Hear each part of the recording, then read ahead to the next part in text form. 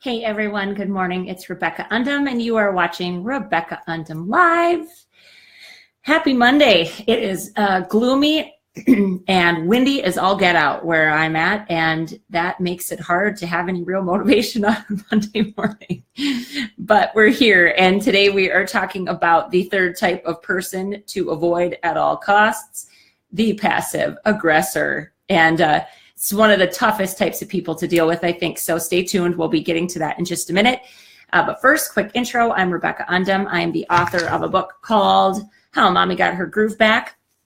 I'm the founder of a group coaching program called Groove School. And, basically my goal in life is to reach people that are ideally living in rural or isolated areas, help them get their groove back, help them rock their ruralness, and just figure out how to love people better. It's kind of what I'm all about. So I'm a personal development junkie, professional development expert, if you will. And every week on Rebecca Undum Live, we tackle one topic at a time. And ideally, I'm giving you some simple, practical things that you can put to practice immediately when you get back to your respective home, wherever you may hail from. So as you join, go ahead and say good morning. I love to know who's coming on live with me. And one of the things that I do on every single Rebecca Undum Live is I give away a book. And on every single show, I give some sort of a challenge, I guess, to what you do to get your name in the drawing. And last week's challenge winner, when we talked about blamers, so far we've had two types of people we've talked about: victim thinkers, blamers, and then today we're talking about passive aggressors. So Christy Schultz, congratulations. I will give you a shout out in the comments when we finish up here. And all you got to do is PM me your address. I'll sign a copy and send it to you. If you think, well, I've already read the book, so I don't care, I'll sign it generically and you can give it as a gift. Christmas is around the corner. So please say hey as you're coming on. I got some people live with me, but I don't know who any of you are. So it would be super awesome if you would say hey and good morning. All right. So with that, let's get into this topic. Last week on one of my two live calls with my Groove School closed group, we talked about gaslighting. And I don't know if any of you are familiar with the phrase gaslighting, but that basically is a crazy making behavior. When you're with somebody that is engaging in psychological warfare with you, and their intent is to damage you and control you and manipulate you, and gaslighting. You should look it up. It's super interesting.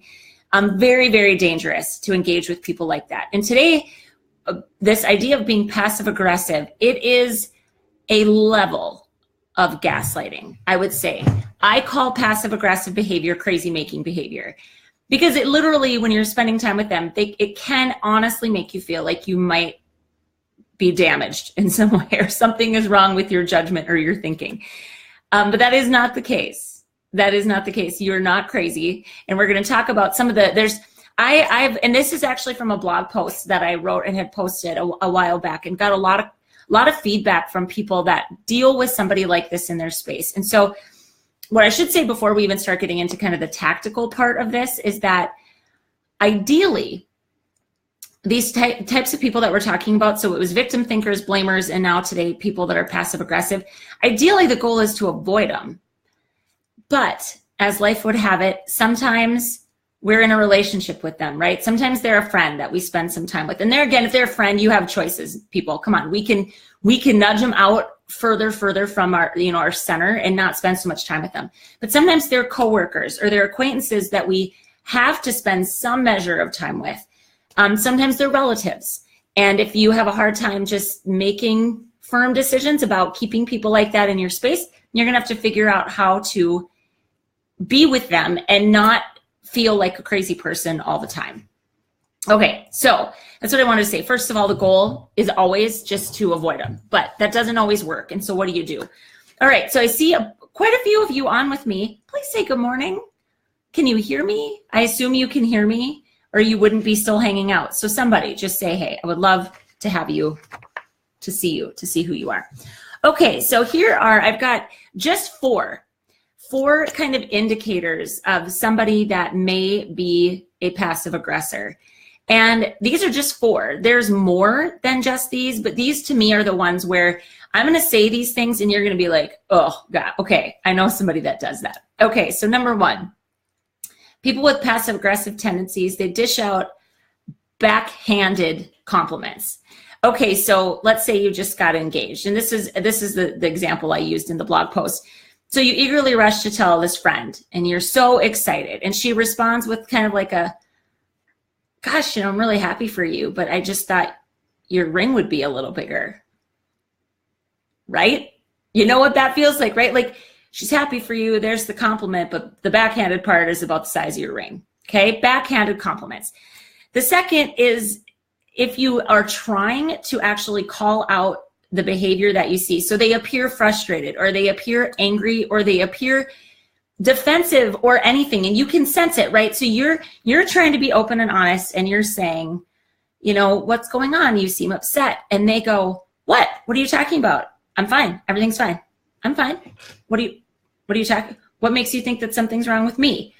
So anytime you try to call out their potentially negative behavior, they immediately respond with, well, there's something wrong with you then. So basically it makes you feel like, A, you're crazy because the things you're seeing maybe aren't real, or that for sure your judgment's off because you are perceiving a reaction in them and they're flat out telling you. I mean, they're basically lying to you, right? Because we can tell when people are upset or defensive. But that's what passive aggressiveness looks like. So you're trying to draw them out, trying to tell them, get them to say, what's going on, and they're just blowing it off and pretending it's not there. The third thing is they procrastinate to do the things that you need them to do. And this was something I discovered kind of when I was researching this topic. So some of these I just knew because I know some passive aggressive people. But this I thought was so fascinating, the statement that one of the best ways to control other people is to make them wait for you. So another indicator, people that are chronically late, and again, this doesn't always mean that they're passive aggressive because some people are habitually late. That's just how they roll. Okay. But it can be a sign of unspoken hostility, or just they know that you're need their help with something.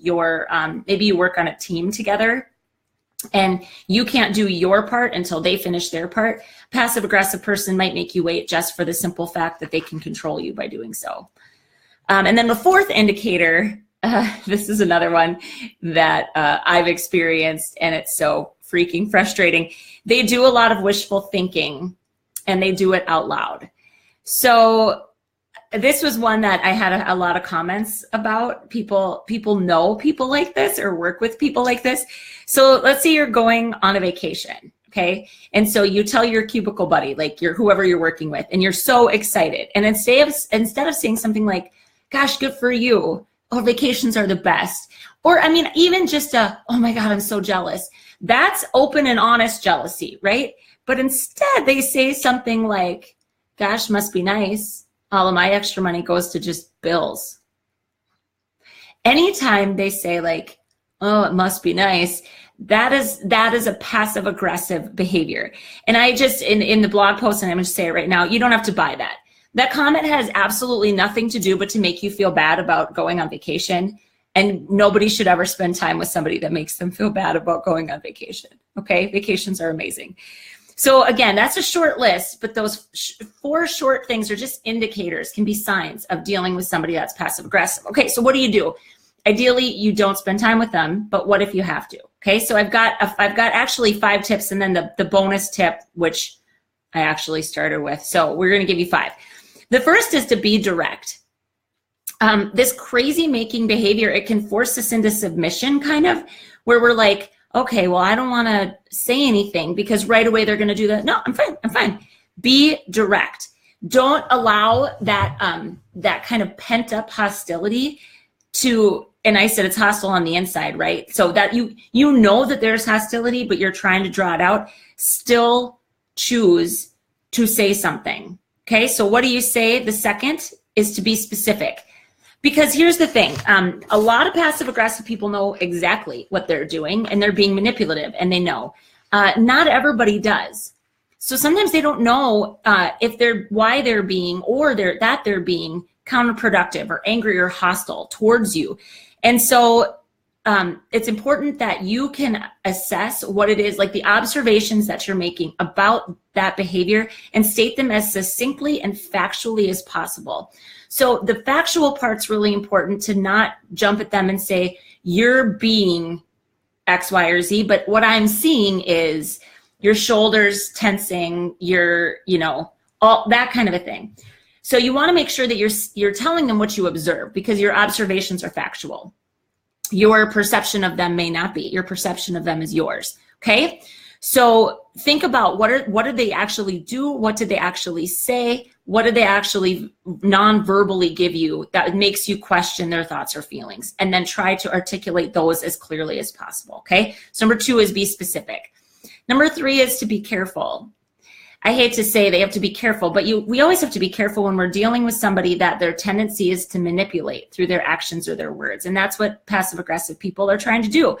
So they're going to try to take your words and they're going to try to twist them and use them against you. So try not to get emotional about that, and try not to engage in that. Again, it's like that emotional thing. They end up almost hijacking you emotionally because you get so frustrated and angry. Don't take the bait on that. That's just what they do. It's not you, it's them, okay? Number 4 is to be clear. So here is our chance when we're working with somebody like this. And again, you're not going to do all of these things if you can just avoid them. If you can avoid them, avoid them. If you can't, this is where we've got to have some strategies. So number 4 is, this is the chance to set boundaries with them. So it's important to tell the other person specifically what it is that you're going to do should they continue their behavior.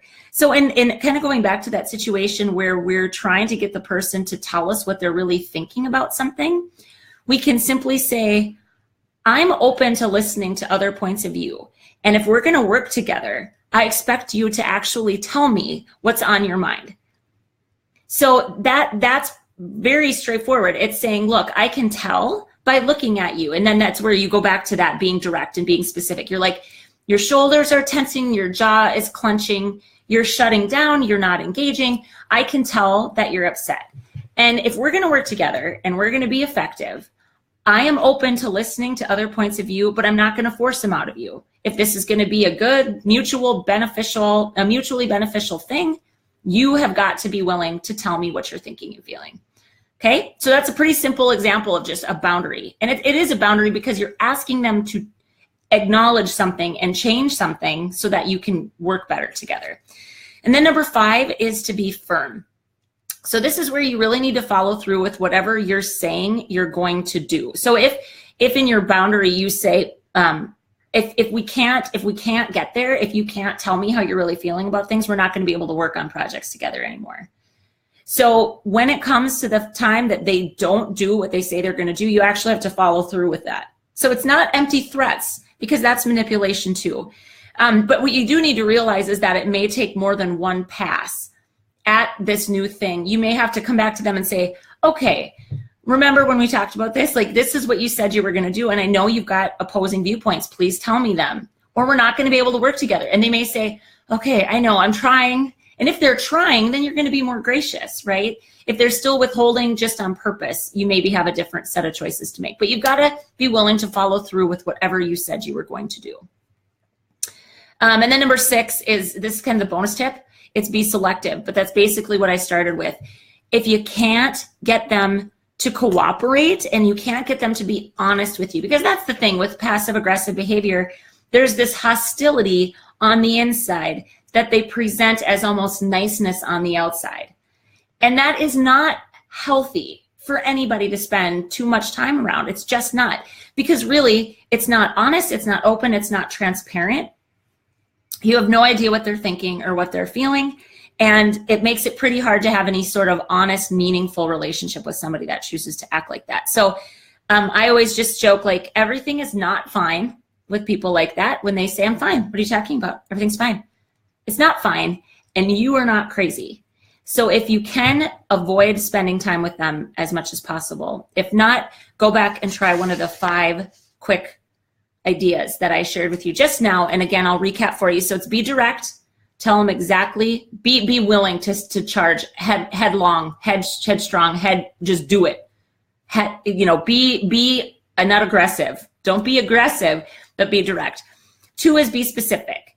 Look for the words, the actions, or the nonverbals that they're showing you, and you use your observations to start the conversation. Number 3 is be careful and recognize that they're going to try to manipulate your words and use them against you. Just don't take the bait. Don't get emotional. Number 4 is be clear. What are you asking them to do? What are you going to do if they continue to not do what you ask them to do? And then number 5 is be firm and actually follow through with those things. And then again, bonus, avoid them if you can. All right. So I hope, it's so strange. I know that there's people live with me. If you guys are commenting, I cannot see a single comment.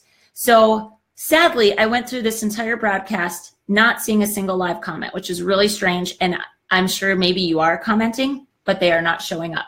So I'm just going to pray and hope that whoever needed this message of dealing with this specific type of person, which is passive aggressive people, that you get the message and you try one of them on.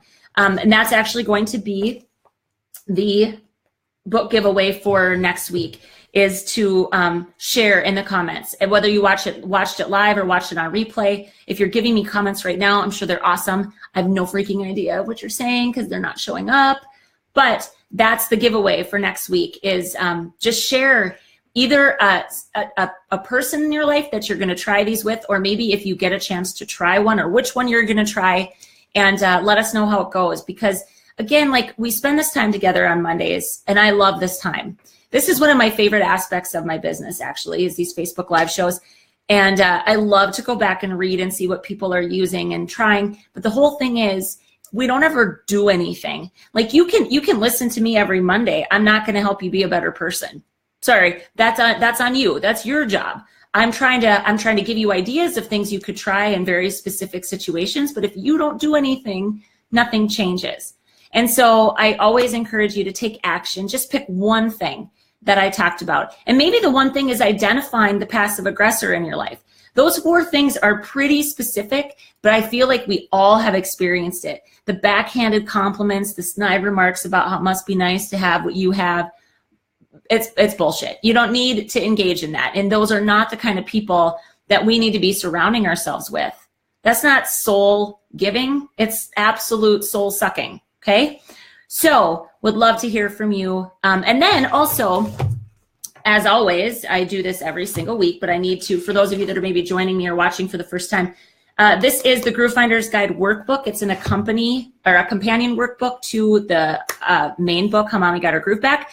And it's got 14 different topics, and there's exercises you can do in those. And I give that away for free, being a Facebook Live viewer. So I will post the comments or the link to that in the comments when I'm all wrapped up here, and we'll be good to go. So in the meantime, groove on, everybody. I hope you stay, walk a wide swath around these passive aggressive people, because they are so painful to hang out with. Okay. Love you all so much. Have an awesome week, and I'll talk to you soon.